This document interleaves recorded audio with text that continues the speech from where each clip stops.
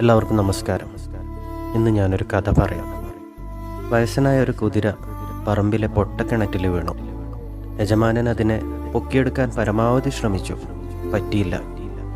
അവസാനം അയാൾ തീരുമാനിച്ചു, ഈ കുതിരക്ക് വയസ്സായി, ഇനി കഷ്ടപ്പെടുത്ത് പൊക്കിയെടുത്താലും അധികമൊന്നും പണിയെടുക്കാൻ അതിന് കഴിയില്ല. പ്രായാധിക്യം മൂലം വല്ല അസുഖവും വന്നാൽ പിന്നെ അതിനെ ചികിത്സിക്കൽ തന്നെ വലിയ ചിലവാകും. അതുകൊണ്ട് അതിനെ കിണറ്റിലിട്ട് മൂടിക്കൊള്ളാൻ ജോലിക്കാരെ ഏൽപ്പിച്ച് അയാൾ വീട്ടിലേക്ക് പോയി. കുറച്ച് കഴിഞ്ഞ് പുറത്തേക്ക് ഇറങ്ങി അയാൾ കണ്ടത് ആ വയസ്സൻ കുതിര പുറത്ത് മേയുന്നതാണ്.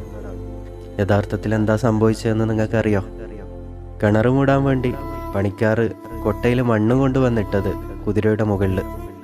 ഓരോ പ്രാവശ്യവും തൻ്റെ ശരീരത്തിലേക്ക് വീഴുന്ന മണ്ണ് അപ്പോൾ തന്നെ കുതിര കുടഞ്ഞു കളയും. എന്നിട്ട് താഴെ വീണ മണ്ണിൽ കയറി നിൽക്കും. ഒടുവിൽ കിണർ മണ്ണ് കൊണ്ട് നിറയുകയും കുതിര പുറത്ത് വരികയും ചെയ്തു.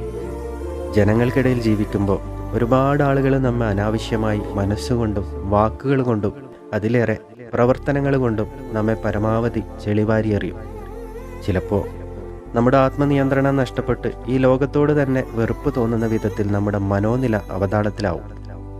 എത്ര ആത്മാർത്ഥമായി ചെയ്താലും നല്ലത് പറയാൻ, ഒന്ന് പ്രോത്സാഹിപ്പിക്കാൻ ആരും മുന്നോട്ട് വരില്ല.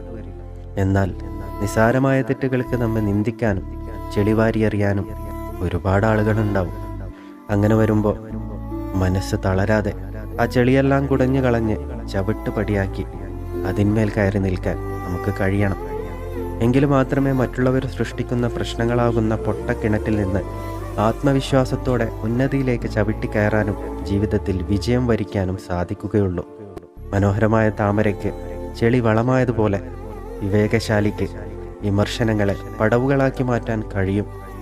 അങ്ങനെ തീരുമാനിച്ച് ജീവിതം മുന്നോട്ട് കൊണ്ടുപോവുക. എല്ലാവർക്കും നന്മകൾ നേർന്നുകൊണ്ട് നിങ്ങളുടെ സ്വന്തം അനീസ് ഷെരീഫ്. നന്ദി, നമസ്കാരം.